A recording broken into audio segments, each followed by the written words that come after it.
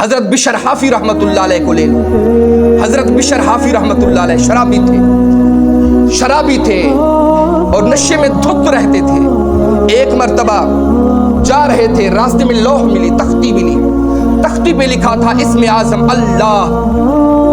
حضرت بشر حافی رحمتullah نے اس تختی کو اٹھایا، دل میں یہ تھا کہ اللہ کا نام ہے. آپ پاس صرف 4 درہم تھے، 4 درہم.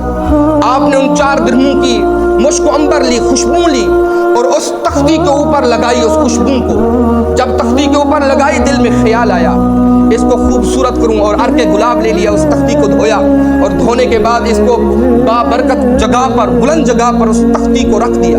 جب تختی کو رکھ کے گھر گئے، شرابی تھے حضرت بشر حافی رحمتullah علیہ، شرابی تھے. جب گھر گئے سوئے، حضرت امام خزیمہ رحمتullah علیہ فرماتے ہیں آنکھ لگی، جب نیند آئی نا آنکھ لگی، رب تعالیٰ نے اپنا جلوہ عطا فرمایا، رب تعالیٰ نے دیدار کرایا. حضرت آپ کا مقام یہ تھا، آپ کا مرتبہ یہ تھا کہ جس علاقے بغداد میں حضرت بشر حافی رحمتullah علیہ رہتے تھے، جس علاقے میں رہتے تھے، ان گلیوں میں اور ان سڑکوں میں کوئی جانور بول نہیں کرتا تھا، کوئی جانور براز پیشاب وغیرہ نہیں کرتا تھا. کیوں؟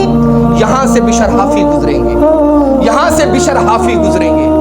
اور بزرگ فرماتے ہیں کہ ایک شخص نکلا باہر، دیکھا جانور راستے میں پیشاب کر رہا تھا. بلند آواز سے اس شخص نے کہا انا للہ و انا الیہ راجعون. لوگوں نے پوچھا کیا ہو گیا؟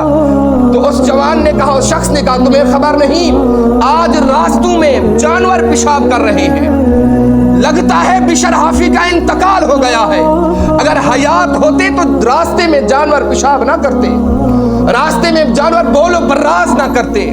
لگتا ہے بشر حافی کا انتقال ہو گیا. اور امام خزیمہ رحمتullah علیہ فرماتے ہیں امام احمد بن حنبل رحمتullah علیہ کا انتقال ہوا، میں نے خواب میں دیکھا کہ بشر حافی کا سناؤ، بشر حافی کیسا ہے؟ تو امام احمد بن حنبل رحمتullah علیہ خواب کے عالم میں فرماتے ہیں بشر حافی کا نہ پوچھو، بخن بخن، واہ واہ. بشر حافی رحمتullah علیہ جب رب تعالیٰ نے مجھے بلایا تھا اپنے دیدار کے لیے، جب میں وہاں پہنچا تھا، بشر حافی رحمتullah علیہ رب تعالیٰ کے سامنے بیٹھ کر اللہ کا دیدار کر رہے تھے. اور جب میں واپس آیا، میں دیکھ رہا تھا بشر حافی رحمتullah علیہ کے آگے دسترخوان بچھا ہوا ہے، اور بشر حافی رحمتullah علیہ رب تعالیٰ کے حضور بیٹھ کر اس دسترخوان سے جنتی پھل کھا رہے ہیں. بشر حافی کا نہ پوچھو، بشر حافی کو رب تعالیٰ نے بڑا مقام دیا ہے. بشر حافی رحمتullah علیہ نے، سامعین محترم روایت میں آتا ہے شرابی تھے، شرابی. انہوں نے توبہ کی، پھر رب تعالیٰ نے کہاں سے کہاں تک پہنچا دیا.